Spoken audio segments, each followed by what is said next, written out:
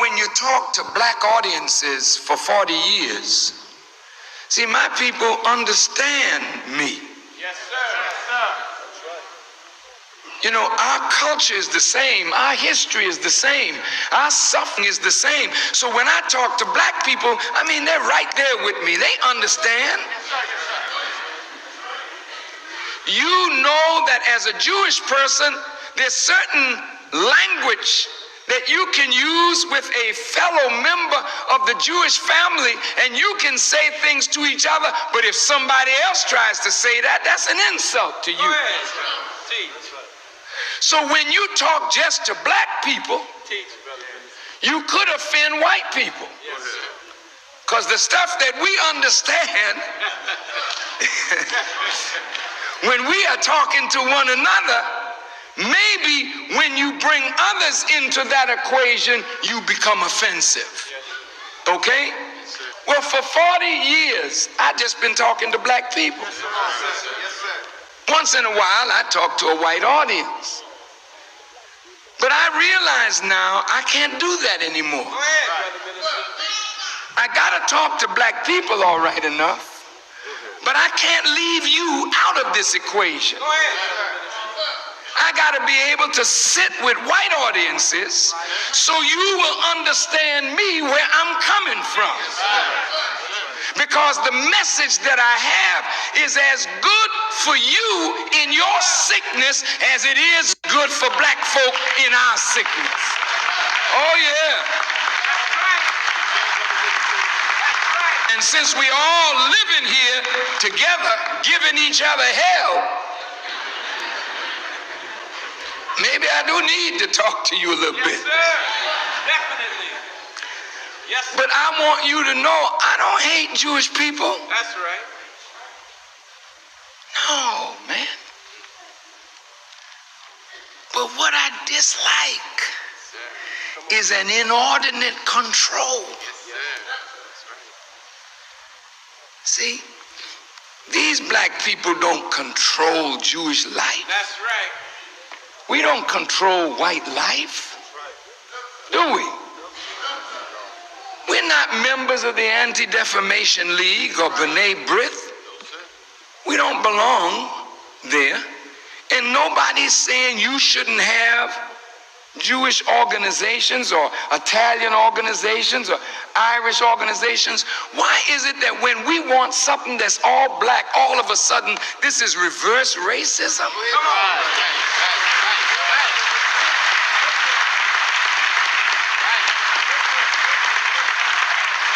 Don't you think that we as members of a family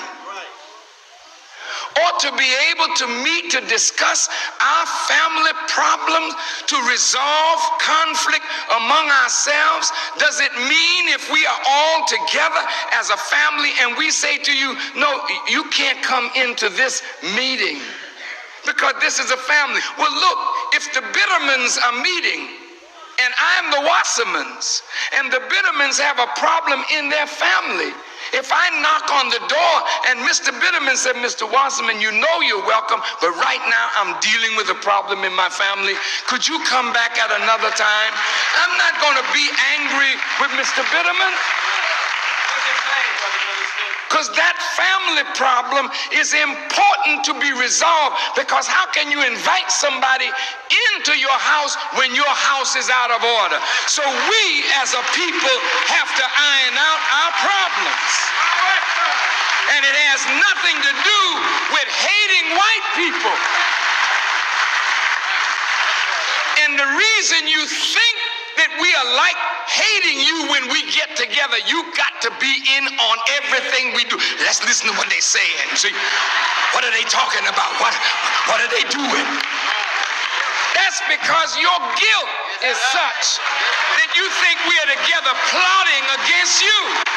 Hi guys, welcome back to our channel. In case you're new here, my name is Maren. And I'm Maureen. Right, so in today's episode, we're going to be featuring a very famous public figure, Louis Farrakhan. And in this video, he's gonna be talking to us and explaining why he thinks white people always have to involve themselves in black business. Right, and we usually find his talks to be very intriguing. So in this episode, let's just sit back, learn what he has to say, and then we come back and talk about it. You can also remember to leave us a comment on what you think about this episode, and also consider subscribing if you're new to our channel. Right, let's watch and then we come back. I want to show you how silly we sound. You know, I'm an American. And I am an Irishman. And I'm an Italian. And I'm from Thailand. Oh, that's nice. But look at what you're saying. You carve a little piece of the earth out, and you create for yourself a nationality. See? As though now that little piece of earth that you call Thailand, another one you call Jamaica, Barbados, Montserrat, Trinidad, Guyana, Ghana, Egypt, as though that's not the earth. The earth is one. That's your man-made foolishness. You make up these things, then you give them some kind of credibility. As though now, because I'm an American, I'm born in the United States. Does that make you any different from somebody born in China or India? The earth is what you come from, and the earth is not many.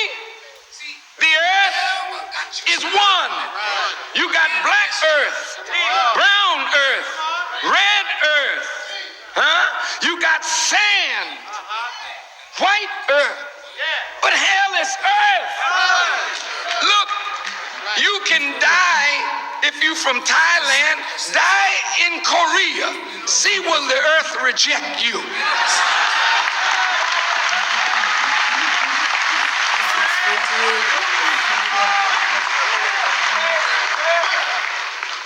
See, nationality is what got us all screwed up.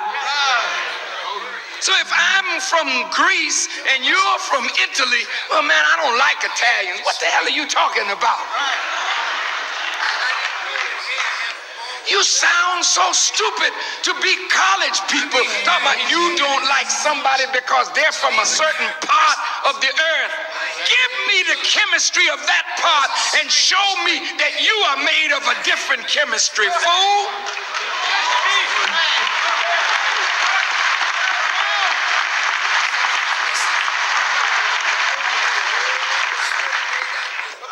You got all this sexist madness, nationality madness, color madness. Look at the heavens and the earth. He makes every planet a different color. This planet shows up blue, Mars shows up red. Now you're going to say, well, we better because we the blue planet. And Mars say, hell no, we better because we red. You're a fool. Nobody is better because of your color. You're better because of your character.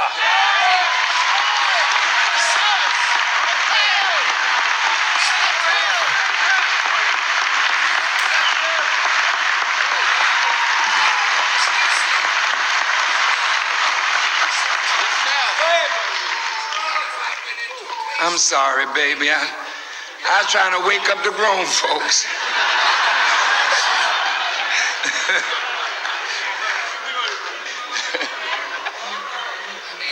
Are you all right?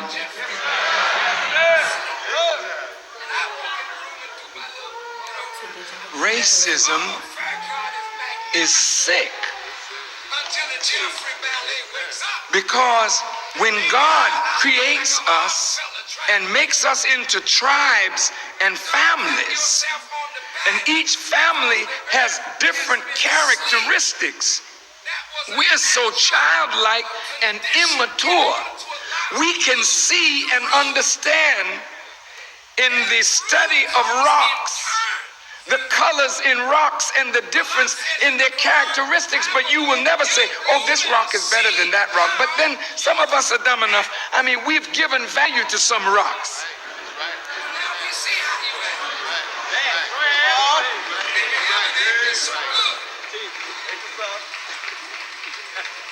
Somebody got to come along and help. You got a flower garden. Each flower has its beauty, has different characteristics, but when you put it in a bouquet, it's really beautiful. You look at the stars, you see the constellations. One star may be brighter than the other, but the beauty of the constellation is the beauty of how they fit. One lighter, one less bright, but when they're in that constellation, you look up and you marvel and say, it's just magnificent.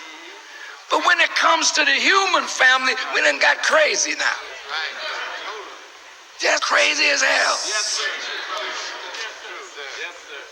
Just look at you. And I have to say this to the Caucasians, see. No. See, you all started this craziness, you know. You started this. See, whoever got you started on that path really messed you up. You know, I'm a white person. And you know, because I'm white, I'm better than all these darkies. Well, you can psych yourself up like that, you know. Don't get in the sun too much now.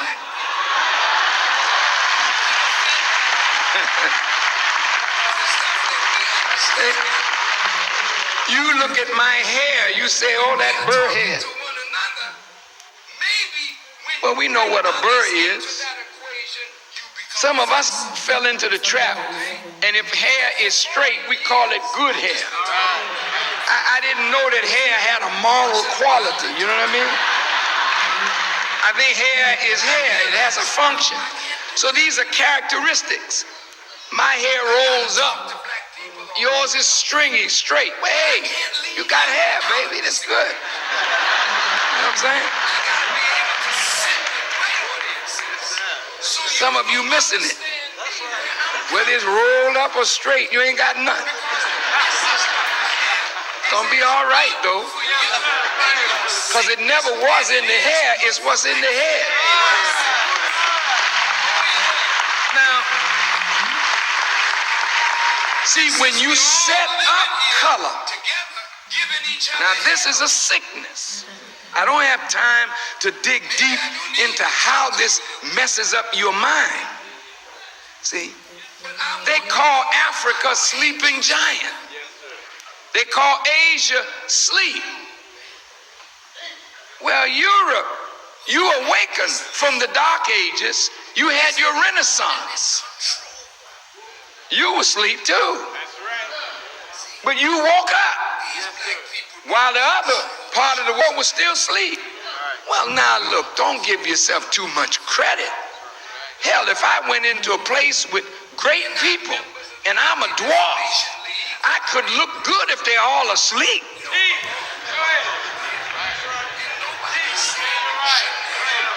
I mean, I could, if all the Jeffrey Ballet is asleep, and I walk in the room and do my little, you know, they say, oh, Farrakhan is magnificent, until the Jeffrey Ballet wakes up. Then maybe I'll look like an odd fella trying to make it. So don't pat yourself on the back because the earth has been asleep. That was a natural condition in order to allow you to rule. That rule comes in turn. Allah says in the Quran, I will let you rule and see how you act. Well, now we see how you act. And you haven't acted so good. So somebody got to come along and help you. Or you got messed up. And really kind of messed up the world. Because now Color's a big thing. Color's a big thing. Even among us. Don't marry her. Why not, Ma? She's too black. Don't marry him. He's too black.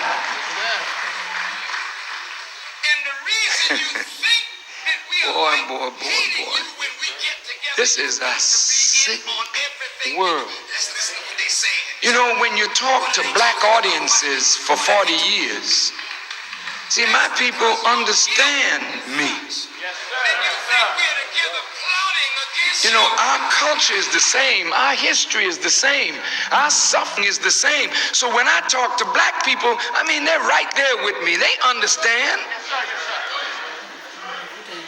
You know that as a Jewish person, there's certain language that you can use with a fellow member of the Jewish family, and you can say things to each other, but if somebody else tries to say that, that's an insult to you. So when you talk just to black people, you could offend white people. Because the stuff that we understand, when we are talking to one another, maybe when you bring others into that equation, you become offensive. Okay? Well, for 40 years, I've just been talking to black people. Once in a while, I talk to a white audience. But I realize now I can't do that anymore. I gotta talk to black people all right enough, but I can't leave you out of this equation. I gotta be able to sit with white audiences so you will understand me where I'm coming from. Because the message that I have is as good for you in your sickness as it is good for black folk in our sickness. Oh yeah. And since we all living here together, giving each other hell, maybe I do need to talk to you a little bit. Definitely. Yes, but I want you to know I don't hate Jewish people. That's right. No, man. But what I dislike is an inordinate control. See, these black people don't control Jewish life. That's right. We don't control white life, do we? We're not members of the Anti-Defamation League or B'nai B'rith. We don't belong there. And nobody's saying you shouldn't have Jewish organizations or Italian organizations or Irish organizations. Why is it that when we want something that's all black, all of a sudden this is reverse racism? Come on.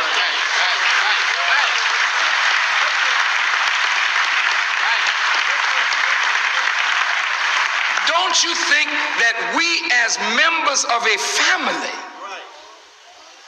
ought to be able to meet to discuss our family problems, to resolve conflict among ourselves? Does it mean if we are all together as a family and we say to you, no, you can't come into this meeting because this is a family? Well, look, if the Bittermans are meeting and I'm the Wassermans, and the Bittermans have a problem in their family, if I knock on the door and Mr. Bitterman said, Mr. Wasserman, you know you're welcome, but right now I'm dealing with a problem in my family.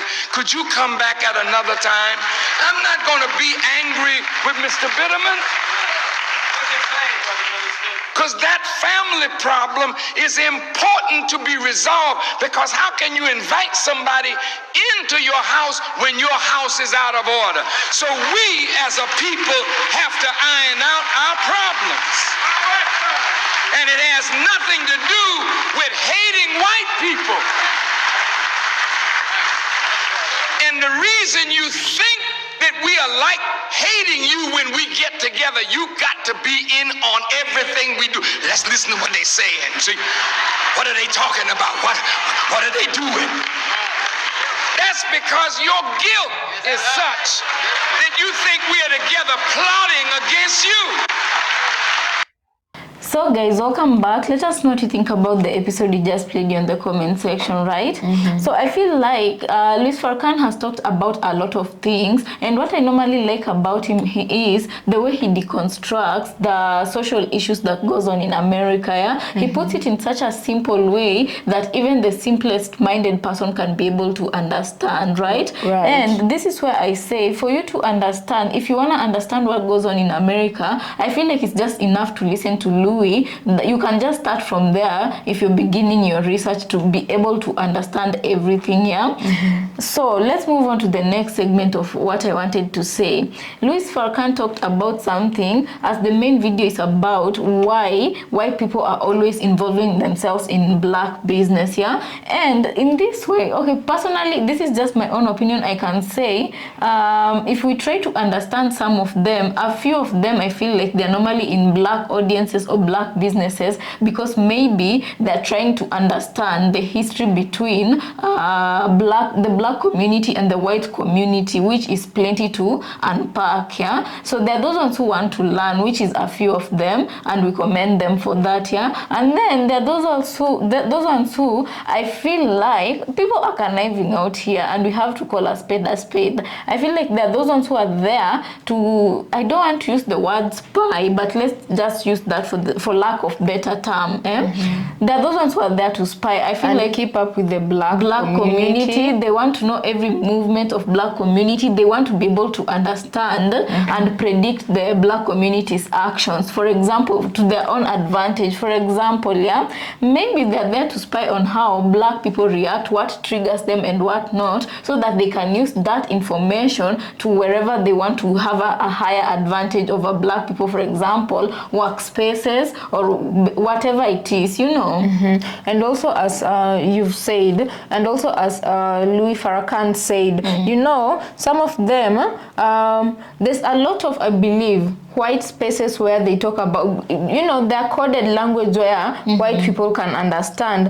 But when you find melanated spaces where black Americans are trying to build something for themselves, palm-colored people are always trying to get into these spaces with the excuse that this is reverse racism on black people's part. And as Louis Farrakhan put it, you know, he said it very well. There are just spaces where it doesn't matter what you want, that you want to be involved. Question is, why is that space available, and why did people create that space, safe space? It's just like in families. Yeah, there are issues that you cannot get involved in because you're not a family member. That does not mean not only a family member, or it might also be because you don't have the full understanding of the situation, and the age where you're at, you're not fully equipped to understand the whole scope of the situation. Right. So when people sometimes want that space to exist for people who look like them, it's not because they're trying to discriminate against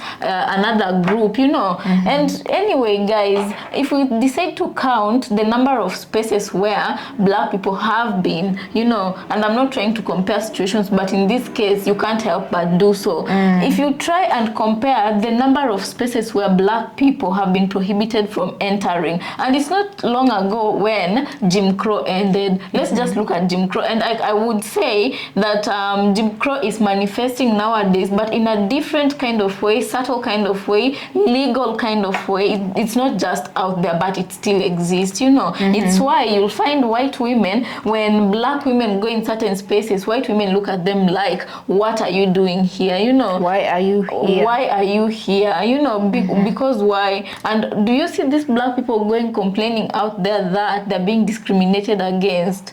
No, they don't normally complain, because even them, they know there are spaces that exist that does not allow black people to go. Especially black, let me speak about some sundown towns, especially those blacks who know certain sundown towns. Right. They don't even dare to have a stop over there to eat meals there. They go straight away because they know they're not welcomed in certain spaces, because the consequences are dire for them. They might even lose their lives in places like like sundown towns. Right. So I do believe that this conference Louis Farrakhan was speaking in was a conference meant for black people, right? And he says for over 40 years he's been talking to an audience of black people, and the way he talks, the way he says how there's certain things when he talks about, black people just understand him because of a shared similar background, a shared history. They do understand. He doesn't have to go into what and explain so much for them to feel like he's insulting or being offensive. Yeah, it's as if they're speaking one language. You know, and I kind of get what he's saying, you know, as compared to how he'd be speaking to a palm-colored person about a certain issue